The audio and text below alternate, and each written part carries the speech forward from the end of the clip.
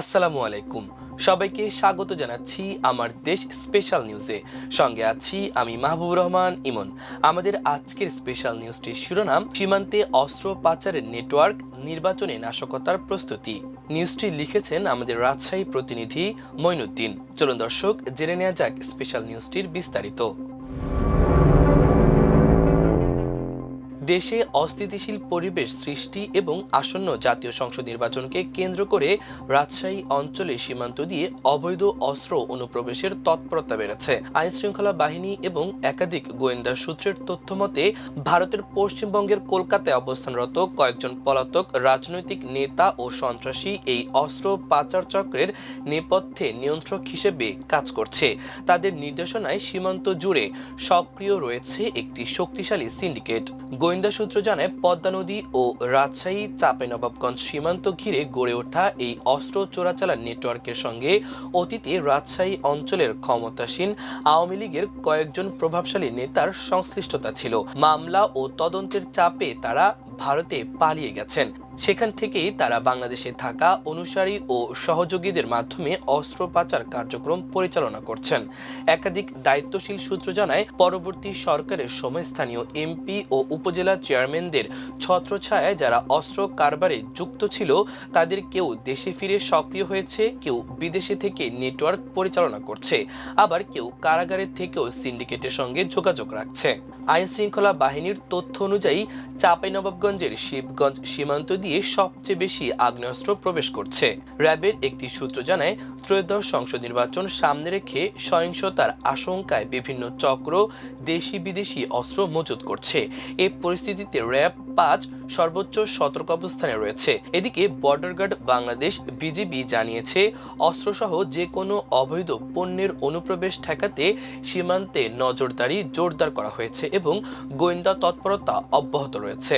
গত ১৫ ডিসেম্বর চাঁপাইনবাবগঞ্জের মোহনপুর সীমান্ত থেকে বিজিবি ৪টি বিদেশি পিস্তল, ৯টি ম্যাগাজিন ও ২৪ রাউন্ড গুলি জব্দ করে। বিজিবি চাঁপাইনবাবগঞ্জ ৫৩ ব্যাটালিয়নের অধিনায়ক লেফটেন্যান্ট কর্নেল কাজী মুস্তাফিজুর রহমান জানান, গোয়েন্দা তথ্যের ভিত্তিতে যুক্তরাষ্ট্রে প্রস্তুত এসব অস্ত্র জব্দ করা হয়। এর আগে ২৬ অক্টোবর বনলতা এক্সপ্রেস ট্রেন থেকে ৮টি বিদেশি পিস্তল, ১৬টি ম্যাগাজিন, গুলি, গান পাউডার ও প্লাস্টিক বিস্ফোরক উদ্ধার করা হয়। গোয়েন্দা সূত্রের দাবি, চালানটি ভারতীয় সীমান্ত পেরিয়ে চাঁপাইনবাবগঞ্জ দিয়ে দেশে প্রবেশ করেছিল। এর আগে ১৬ আগস্ট রাজশাহীর বোয়ালিয়া থানায় সেনাবাহিনীর বিশেষ অভিযানে সাবেক মেয়র ও আওয়ামী লীগ নেতা খায়রুজ্জামান লিটনের চাচাতো ভাই মোন্তাসেরুল আলম অনিন্দকে আটক করা হয়। অভিযানে উদ্ধার করা হয় ২টি বিদেশি এয়ারগান, একটি রিভলভার, ৬টি দেশি অস্ত্র, একটি টেজার গান, ৪টি ওয়াকিটকি ও একটি বাইনোকুলার।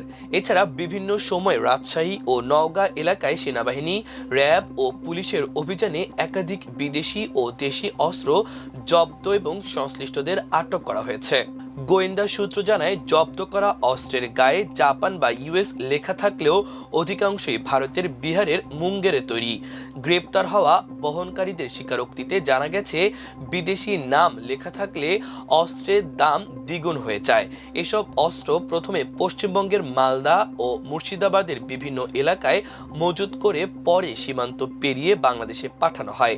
পাচার কাজে সবজি ও ফলের চালান ব্যবহার করা হয়, আর বহনকারীদের বেশিরভাগই কিশোর ও যুবক। স্থানীয় সূত্রগুলোর দাবি, কলকাতায় অবস্থানরত পলাতক নেতারা বাংলাদেশে তাদের পুরনো রাজনৈতিক নেটওয়ার্ক ব্যবহার করছে। দেশে থাকা আওয়ামী লীগের কিছু স্থানীয় নেতাকর্মী অস্ত্রের ক্রেতাদের সঙ্গে যোগাযোগ, চালান পৌঁছে দেওয়া এবং অর্থ লেনদেনে সহায়তা করছেন। রাজনৈতিক ও নিরাপত্তা বিশ্লেষকরা মনে করছেন, রাজনৈতিক ছত্রছায়া ও সীমান্তের আন্তর্জাতিক রুট ব্যবহারের কারণে এই অপরাধ চক্র ভাঙা কঠিন হয়ে পড়েছে। অবৈধ অস্ত্রের মজুদ আসন্ন নির্বাচনী পরিবেশকে বড় ঝুঁকির মুখে ফেলতে পারে। সাম্প্রতিক সময়ে একটি দায়িত্বশীল সূত্র জানিয়েছে, নাশকতামূলক কর্মকাণ্ডের উদ্দেশ্যে রাজশাহীর চারঘাট বাঘা সীমান্ত দিয়ে গান পাউডার ও অস্ত্র দেশে প্রবেশ করছে। এসব অস্ত্র বিভিন্ন হাত ঘুরে রাজধানী সহ দেশের নানা অঞ্চলে ছড়িয়ে পড়ছে। সূত্রের দাবি, ভারতের কলকাতা সহ রাজশাহী অঞ্চলের সীমান্তবর্তী এলাকাগুলো থেকে কয়েকজন পলাতক সাবেক এমপি, মেয়র ও চিহ্নিত সন্ত্রাসী এই সিন্ডিকেটটি নিয়ন্ত্রণ করছে। স্থানীয় একটি সূত্রের অভিযোগ, দেশে বসেই অস্ত্র পাচারের তদারকি করছেন সাবেক পররাষ্ট্র প্রতিমন্ত্রী ঘনিষ্ঠ হিসেবে পরিচিত মোহাম্মদ মানিক। তবে তিনি এই অভিযোগ অস্বীকার করে একে অপপ্রচার বলে দাবি করছেন। রাজশাহীর পদ্মা নদীর খানপুর সীমান্তে দায়িত্বরত কয়েকজন বিজিবি সদস্য জানান, অধিনায়কের নির্দেশে আমরা কঠোরভাবে দায়িত্ব পালন করছি। চারঘাট উপজেলার ইউসুফপুর চর এলাকার কৃষক সোলেমান হোসেন জানান, সম্প্রতি এলাকায় অপরিচিত যুবকদের চলাচল বেড়েছে। বিজিবি ইউসুফপুর কোম্পানি কমান্ডার সুবেদার সোলেমান বলেন, সীমান্তে টহল ও গোয়েন্দা নজরদারি জোরদার করা হয়েছে। অবৈধ অনুপ্রবেশের চেষ্টা হলে আইনানুগ ব্যবস্থা নেওয়া হবে। বিজিবি রাজশাহী ব্যাটালিয়ন 1-এর পরিচালক লেফটেন্যান্ট কর্নেল রিয়াজ শাহরিয়ার বলেন, অস্ত্র ও বিস্ফোরক সহ যে কোনো অবৈধ সামগ্রী অনুপ্রবেশ রোধে বিজেপি সর্বদা সজাগ রয়েছে। র্যাব 5-এর একটি সূত্র জানায়, আসন্ন জাতীয় সংসদ নির্বাচন সামনে রেখে সহিংসতার লক্ষ্যে অস্ত্র মজুদের তথ্য পাওয়া গেছে। আমরা এ ব্যাপারে সতর্ক রয়েছি। রাজনৈতিক ও নিরাপত্তা বিশ্লেষকদের মতে, রাজনৈতিক ছত্রছায়া ও সীমান্তে আন্তর্জাতিক রুট ব্যবহারের কারণে অস্ত্র পাচার চক্র ভাঙা কঠিন হয়ে পড়েছে। রাজনৈতিক বিশ্লেষক আনোয়ার হোসেন বলেন, দেশে চলমান রাজনৈতিক পরিস্থিতিকে অস্থিতিশীল করতে এবং 2026 সালে নির্বাচনকে টার্গেট ইভেন্ট হিসেবে ধরে নিয়ে বিভিন্ন অশুভ শক্তি অস্ত্রের মজুদ বাড়াচ্ছে। ভারতে বসে থাকা পলাতকরা এই সহিংসতার বাজার তৈরি করে নিজেদের অর্থনৈতিক ও রাজনৈতিক প্রভাব বজায় রাখতে চাইছে। স্থানীয়ভাবে তাদের দলের কিছু লোকের সমর্থন এই অপরাধ সংগঠনে সহায়তা করছে।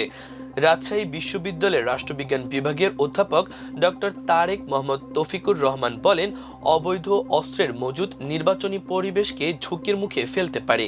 এজন্য নির্বাহী বিভাগ ও স্বরাষ্ট্র মন্ত্রণালয়কে সমন্বিত উদ্যোগ নিতে হবে। একই সঙ্গে গোয়েন্দা সংস্থার সহযোগিতায় অবৈধ অস্ত্র উদ্ধার ও পাচার রোধে কঠোর ব্যবস্থা প্রয়োজন। সব মিলিয়ে সীমান্ত জুড়ে অস্ত্র পাচারের এই নেটওয়ার্ক শুধু আইন শৃঙ্খলার জন্যই নয়, আসন্ন নির্বাচনী পরিবেশের জন্য বড় হুমকি হয়ে উঠেছে। এই হুমকি অপসারণে কার্যকর ও সমন্বিত অভিযানের কোনো বিকল্প নেই বলে মনে করছেন সংশ্লিষ্টরা। প্রিয় দর্শক, আমাদের স্পেশাল নিউজটির আয়োজন এ পর্যন্তই। সবাই ভালো থাকুন, সুস্থ থাকুন, আমার দেশের সঙ্গেই থাকুন। এতক্ষণ সঙ্গে থাকার জন্য অশেষ কৃতজ্ঞতা। আল্লাহ হাফেজ।